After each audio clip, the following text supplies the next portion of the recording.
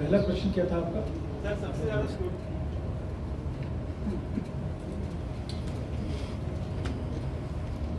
Yes. SBI is electoral bonds. And you said nation wants to know. I was thinking कि आप मुझसे यहाँ के प्रश्न पूछेंगे। उनको माननीय उच्चतम न्यायालय ने आदेश दिया था कि 12 तारीख तक वो हमारे यहाँ सारी डिटेल सबमिट कर दें। और कमीशन का उनके प्रश्न से भी जुड़ा हुआ है, वो जो क्रेडिबिलिटी वाला प्रश्न पूछ रहे थे, बड़ा लोडेड प्रश्न आपने पूछा था, उसका भी जवाब दूंगा। हमारा बिल्कुल कोर्ट में ये बहुत स्ट्रॉन्ग हो रहा था कि पारदर्शिता के पक्ष में है चुनाव आयोग हर तरीके से। हमारे 3 ही पिलर हैं। Number 1, disclosure, disclosure, disclosure. Anything we do in the commission and anything our district magistrates down the line in the election process do is based on 2 pillars: disclosure, disclosure, disclose everything to the public, to the voter.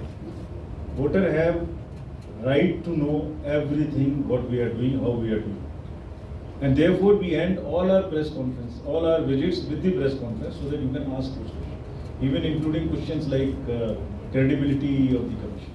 Very openly you can ask. So, Commission had always been in favor of transparency, and that was our stand in the electoral bond case also. Uchtam Nyayalaya has ordered the SBI to give it to 12th. They have given it to us yesterday in time. I'll go back, look at the data, and would definitely disclose it in time. Your question is satisfactorily answered? Thank you. 2 ECs कब आएंगे ये मेरा विषय नहीं है, ये तो सरकार का अपॉइंटी और अपॉइंटेड के बीच का विषय है। I am neither appointee nor appointed, so समय से आना चाहिए, बट इसका मैं आंसर एग्जैक्ट टाइमलाइन का नहीं दे सकता। लोकसभा के साथ में असेंबली के चुनाव कराने का, तो पहली बात मैंने जब प्रेजेंटेशन किया था तो पार्लियामेंट की बात नहीं की कहीं भी। मैंने आपको असेंबली के बारे में भी पूरी सेकंड स्लाइड अगर एक बार दोबारा से लगाएंगे हम लोग तो उसमें पूरा दिखाया था। ये देखिए, दोनों बराबर बराबर दिखाई थी आपको वो कि क्या दोनों का बाइफर्केशन है।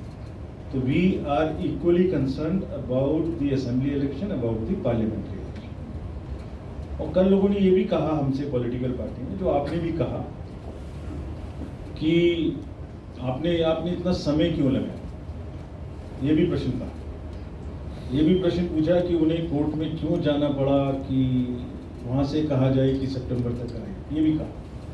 तो इसका भी जवाब आपके माध्यम से मैं आप देता हूँ, अभी तक नहीं दिया था, आज।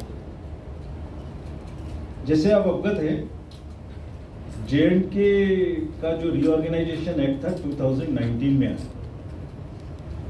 2019 में जब एक्ट आया तो उसमें 107 असेंबली की सीटें निर्धारित की गई थी, जिसमें से 24 पाक ऑक्यूपाइड J&K की थी। उनको खत्म कर दें तो 83 बनती, ये सब आपको पता है।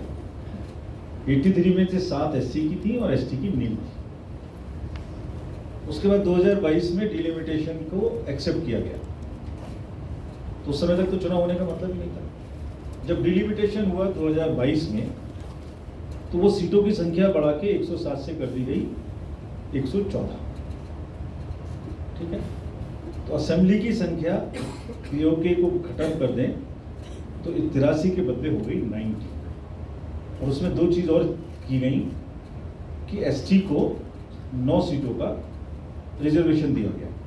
तो मैं अगर दोबारा से आपको पूरी बात बताऊं तो 107 बढ़ के 114, 107 से 114 हो गया, 83 से बढ़ के 90 हो गया, और नई चीज़ हुई कि 9 सीटें रिजर्व